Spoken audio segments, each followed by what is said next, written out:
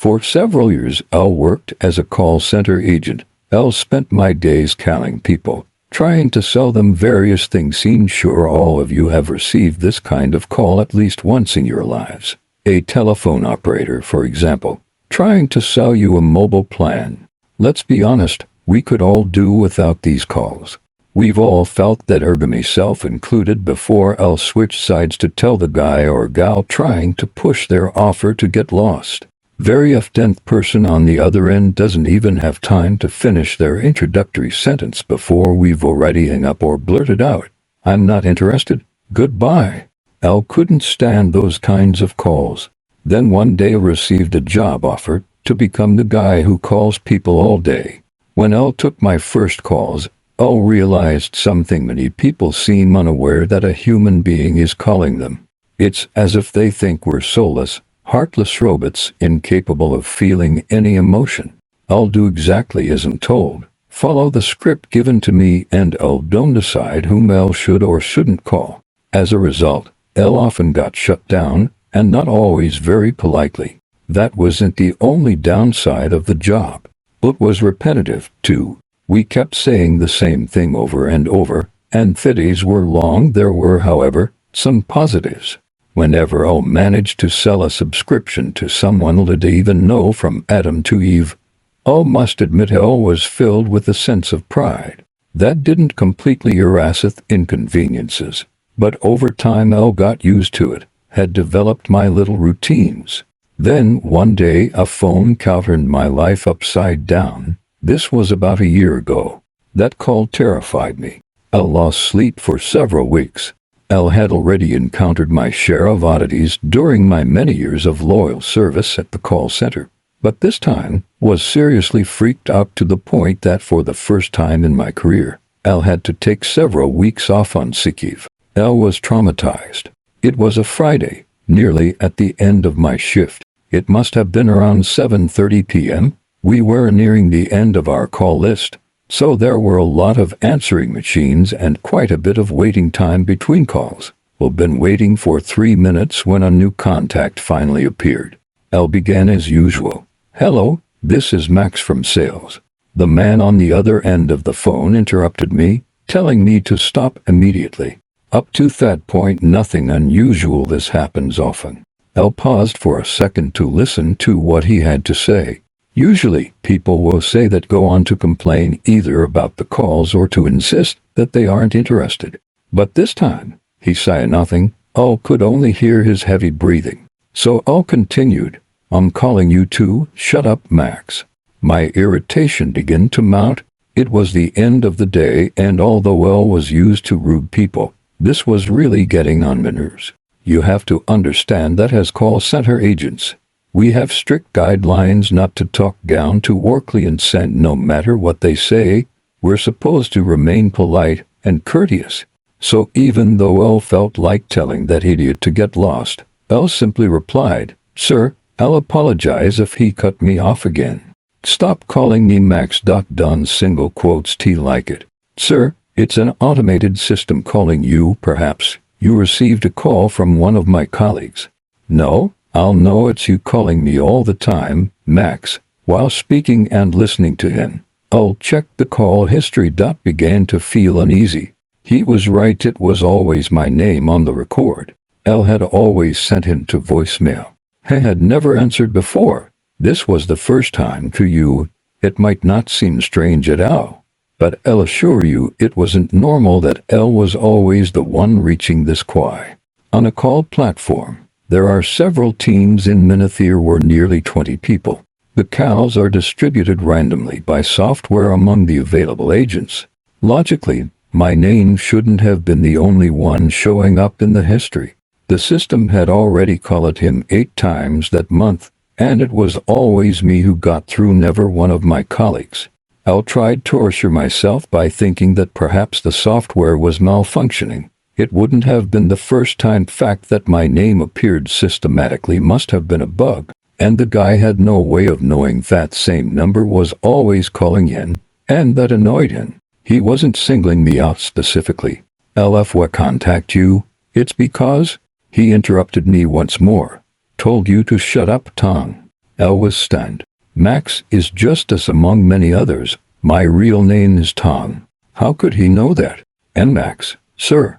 L tried to reassure myself by thinking that perhaps the software was malfunctioning. It wouldn't have been the first time. The fact that my name appeared systematically must have been a bug, and the guy had no way of knowing that same number was always calling him, and that annoyed him. He wasn't singling me out specifically. "If we contact you, it's because," he interrupted me once more. "L told you to shut up, Tom." L was stunned. Max is just a pseudonym I'll use among many others. My real name is Tom. How could he know that? And Max, sir. L tried to control my voice. L didn't want to let on how disturbed L was. "No, you're Tom, and you keep calling me. L don't like it. We'll make sure this never happens again." L wasn't quite sure L understood what he meant, whether he was actually threatening me. My eyes were fixed on his name as L tried to recall if L recognized it from somewhere, or if it wasn't just a bad joke from a friend who recognized my voice. But no matter how hard L looked, his name was completely unknown to me. He continued, "L know you call me from a call center in Northern England."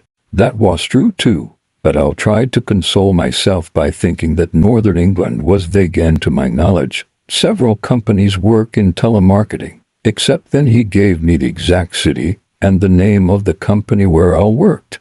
He even detailed my work schedule. L was supposed to be off the following Thursday, and had told me he would find me then.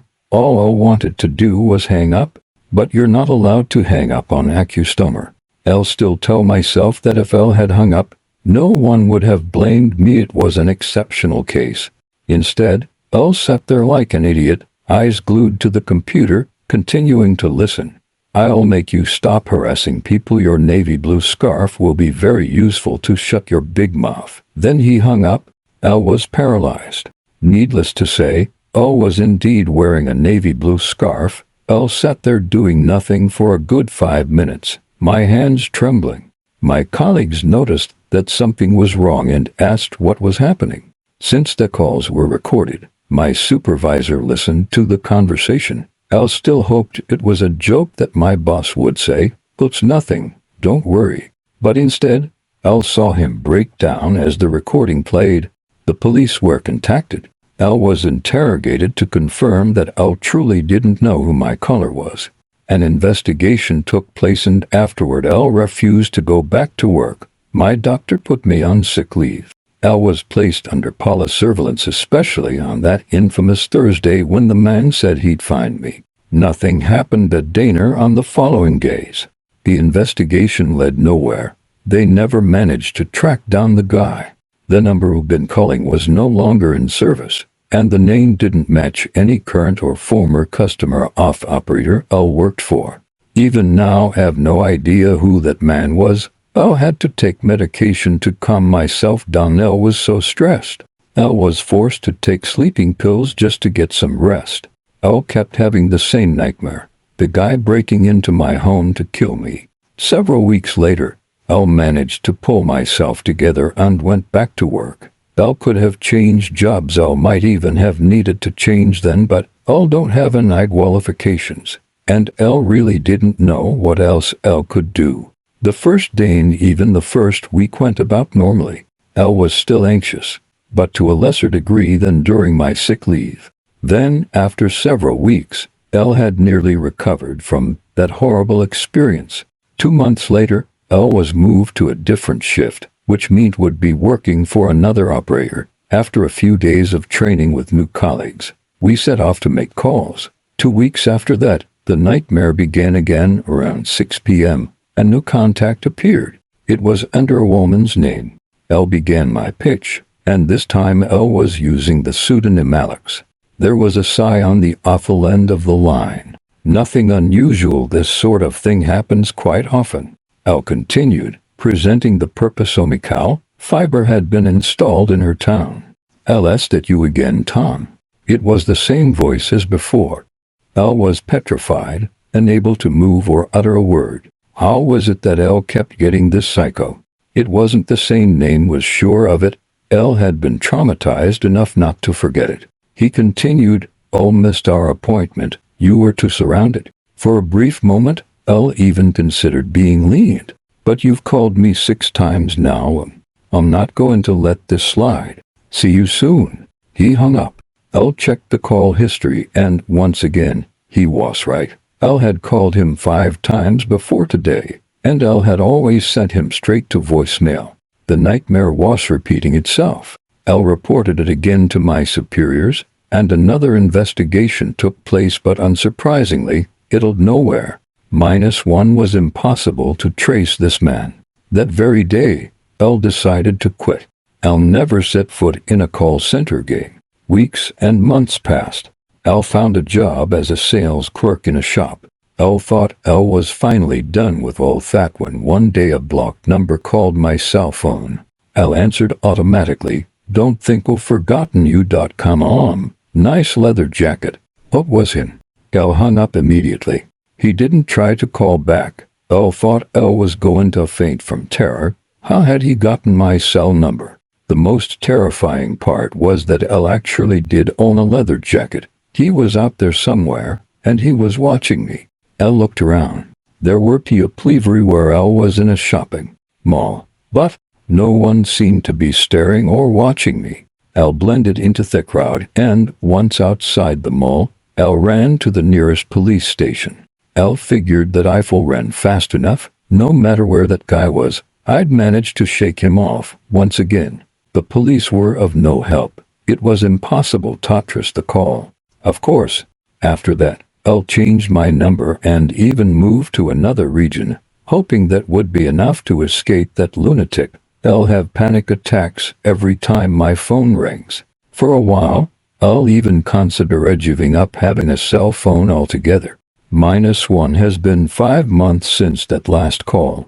Nothing has happened since. I keep trying to convince myself it was just a tasteless joke. Having changed my number and moved, I'll tell myself there's no way for that guy to find me, and yet, I'm writing all of this today because I'll need help. For the past 2 hours, my cell phone hasn't stopped ringing. LT's a blocked number, and I'm too scared to answer. LT's the middle of the night, and I'm too afraid to leave my home. I'm sure it's him and that he's watching me from somewhere.